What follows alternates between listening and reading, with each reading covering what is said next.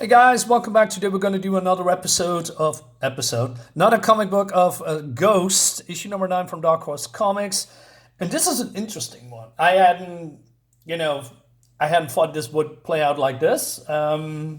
So without further ado, let's dive in and I'm going to tell you what's all about. I mean, it's a little bit hard to see I noticed that a lot of these covers is mostly post covers or covers that doesn't have anything to do what's happening inside.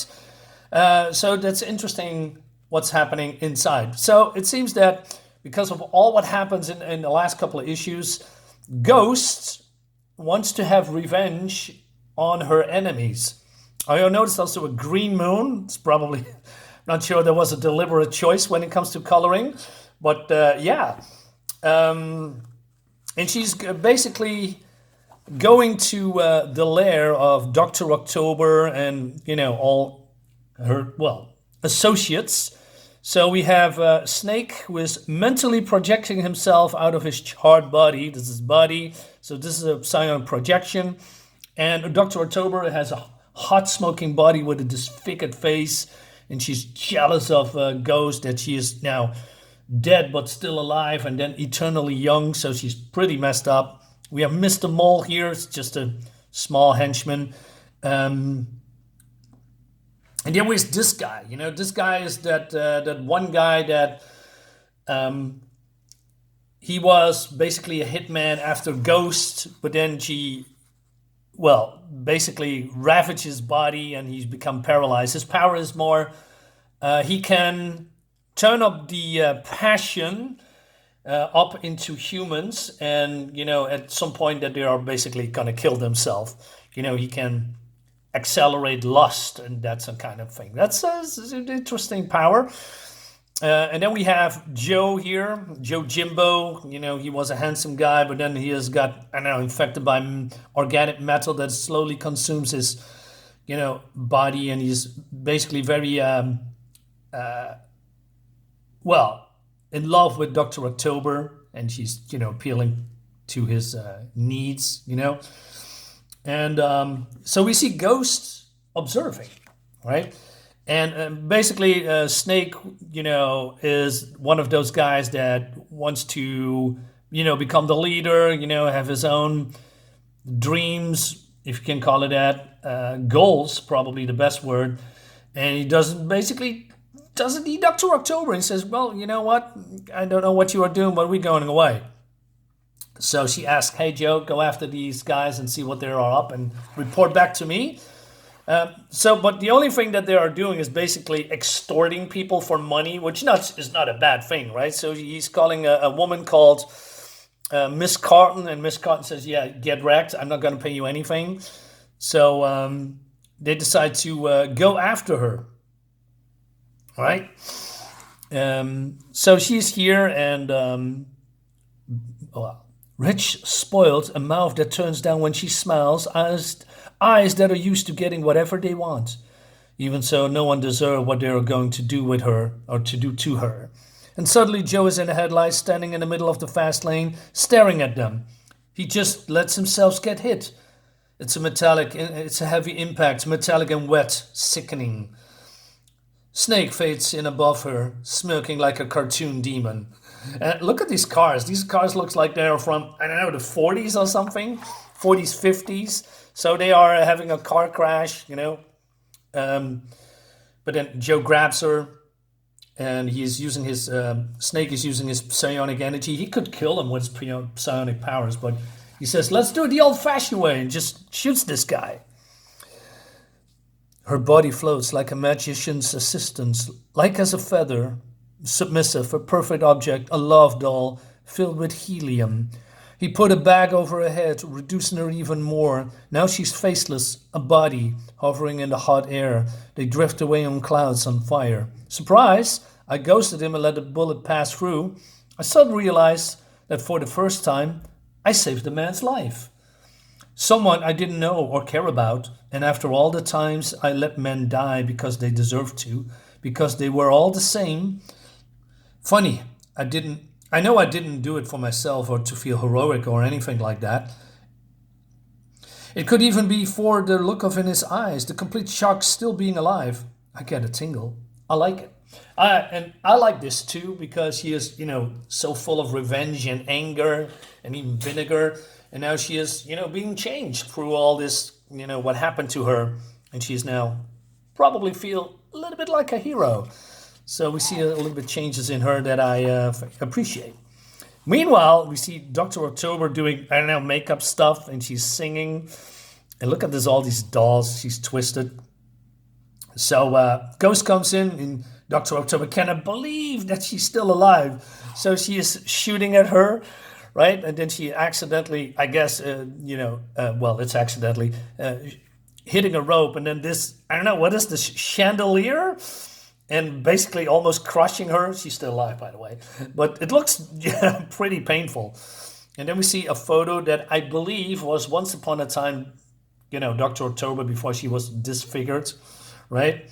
I like it that there's those holes through her eyes and then she's going plucking it out, right?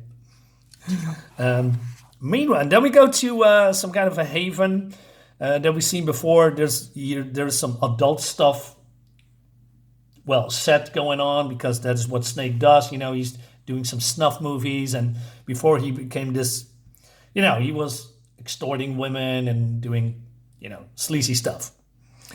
And so it seems that her husband is, an important guy, right? And he says, your husband based most of his re-election campaign on exploiting the paranoia against the paranormals in Arcadia. Okay, some brainwashing, what you see on daily television. I wonder how much he pays when he hears we got prime footage of you and our undeniably unhuman Joe here in a little tete-a-tete. How do you say that? Tete-a-tete? Tete-a-tete? Probably. And then he smacks her. He hits her. On top of everything else they done, he hits her. Suddenly I have no problem with what's about to happen. No problem at all. So, Hunger is, ramping up her powers to make her, go in heat, right? It doesn't look like passion at all. It looks like rage. It looks like she's going to kill somebody. Her body starts to riot as her feeling pours out of her brain and down to her spine. Her limbs are jerking, shivering like an animal. So it seems this is Dr. October, and it's like, wait a minute, isn't this the woman that they get out of the car? But it seems somehow a ghost did a switcheroo when they weren't looking. So she ghosted out the other woman that we don't see in this comic book anymore, strangely enough, and replaced her with Dr. October, who is, I believe she normally, if something happens like this, isn't it that you are, have broken bones or maybe some blood or wounds? Probably not. I like this, this ghostly image here, by the way. And of course, Joe doesn't like that his object of love is being in pain or in heat. And Lucky said, what's going on here? And then this is happening. So this is going all crazy. So Joe says, hey, you need to stop. She's too clean.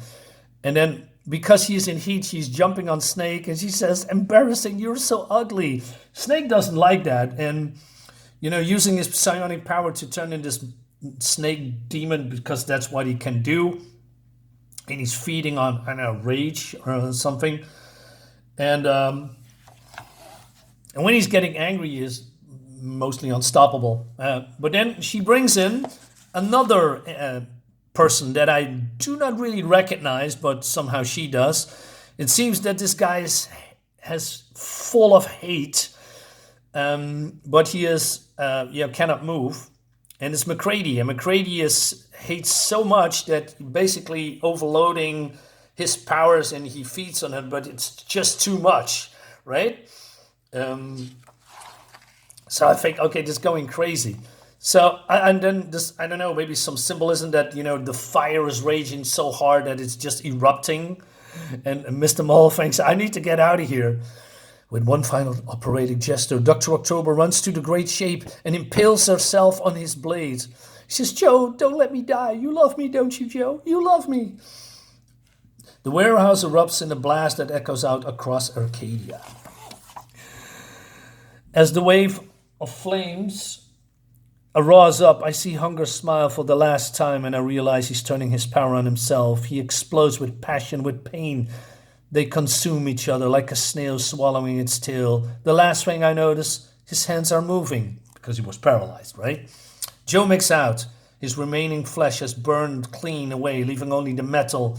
Funny what crosses your mind at a moment like these. It occurs to me, at least now, they won't have to bleed. Yeah, because even when he has his flesh and he moves around, the metal cuts his flesh, so he's constantly bleeding and is in pain. Right? So, and then, like I said, it's going crazy. They float to either side of his head like unholy parents. Snake's real body, screaming in pain, the source of his consciousness. MacReady adrift in a fear-induced coma, a battery of hate, and the monster's child calling and spitting in a hellfire of pure ego. The writing is sharp, by the way, right? He says, so he thinks himself I'm a god, and he says, hey, I can let you live, or I can kill you, and crushes him. And she says, you have to be a monster not to feel some sympathy. He says, Joe, it's all right, take my hand. And then she takes him to her hell place that is not a hell anymore, because that's what's happening in the last issue. You should check it out. Subscribe to my YouTube channel and all that YouTube jazz. Appreciate it a lot. And so the hell is gone, and now it's only, well, maybe there's a tiny fraction in her, but this place is now a heaven that she's created. And Joe can live here for the rest of his life. Which I think, okay, can you get a physical body inside of your own head in that place and just leave him here? Because this is not his ghost or his soul, it's just his physical body. So I really wonder how that all works. Maybe I shouldn't look too much into it. And he says, the first time I met you, I never in a million years would have imagined it, but we both changed. I feel sorry for you, she says. But then he says, I don't need sympathy. I want to go back. She's gone. There's nothing for me here. Nothing anywhere. And then she says, all right. Hold my hand and we go back. And then she teleports above, Snake, because he's doing some kaiju stuff and wrecking some buildings. Joe falls towards his moment of glory, and even in the midst of the gigantic cartoon reality, I get a glint of fear in the huge reptilian eye. Joe goes to work on Snake's real body. There's a deafening sound like a string being plucked, a string tied to the center of the world. And there is a giant explosion, and we see X. X. He's beating up some goons. He's beating up some criminals. Hey, look at this. The clock is almost... Yeah, okay. Not sure if it's significant or something, but still. Wait a minute. Okay, wait a minute. And then he says, you, figure what the hell's going down here. And she says, don't look at me. I never fired a shot. She walks away when his whole city is almost in ruin. He just stands there. I like that. I'm like, okay. So she's getting rid of all of her enemies. Of course, she's getting new ones, and we have the devil guy, and maybe Dr. October still alive? Maybe? Because we only see her mask and some blood here, right? So I wonder, and now I'm a little bit curious. So where is it? Okay, so the clock has no significance, I guess, because of the last page, here. Okay, well, maybe I was looking too much into it. Anyway, so yeah, it was surprising a lot. I mean, wait, she just killed all her enemies? Well, no, she did no killing. They did. But still, it was some fun. All right, guys, we're going to do the next issue and see where this is going. Yeah, see you next time. Bye-bye.